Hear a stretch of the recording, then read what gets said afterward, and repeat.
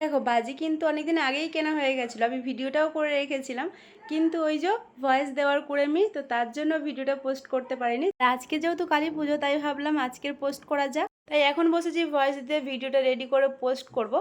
আর এখন বাজি খুলে আমাকে দেখানো হচ্ছে যে কি কি বাজি কিনেছে, কারণ আমি যেহেতু যাইনি, ওরা বাবা ছেলে আর সাথে বাবার বন্ধুরাও গেছিলো, তো তার জন্য আমাকে নিয়ে যায়নি।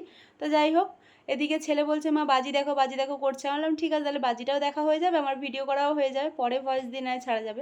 আর আমার ছেলে যে এই বাজি নিয়ে এসছে, এই বাজি ফাটাবে শুধু এইটুকুই না, আমার ছেলের বাজি ফাটানো চলছে হচ্ছে দুর্গাপুজো থেকে। বিড়ি বোম উঠেছে, বিড়ি বোম নিয়ে ফাটিয়েই যাচ্ছে, সারা দুর্গাপুজো এখনো পর্যন্ত চলছে। আর পুজোতে ওকে যে টাকায় দিয়েছে খাওয়ার জন্য, সব কটা টাকা দিয়ে বিড়ি বোম কিনেছে, দিয়ে নন স্টপ চলছে।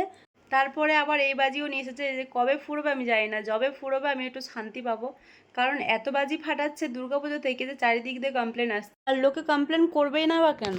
সকালবেলা ঘুম থেকে উঠছে, ঘুম থেকে উঠে আগে ব্রাশ না করে বাজি ফাটাচ্ছে, দুপুর সন্ধে রাত্রি কোনো বাদ বিচার নেই, ওর যখনই ইচ্ছা হচ্ছে নিজে ফাটাচ্ছে, অন্যদেরকেও দিচ্ছে, দিয়ে সবাই মিলে একসাথে ফাটাচ্ছে। তো লোকে বিরক্ত হবে না? লোকে বকবে না তো আর কি করবে? তো যাই হোক, এখন বাজি আলাদা করা চলছে, কারণ ওর বাবার বন্ধুরও বাজি রয়েছে, তো সেইগুলোই আলাদা করছে ওর বাবা। আর ওর বাবা এক একটা দাম বলছে আর ছেলেদিকে দাম লিখছে, মানে ছেলে এখন কাজের হয়েছে।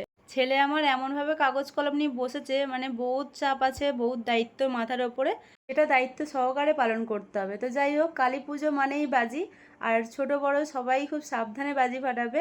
তো সবাইকে একটা কথাই বলা, take care and stay safe. সবাইকে টাটা।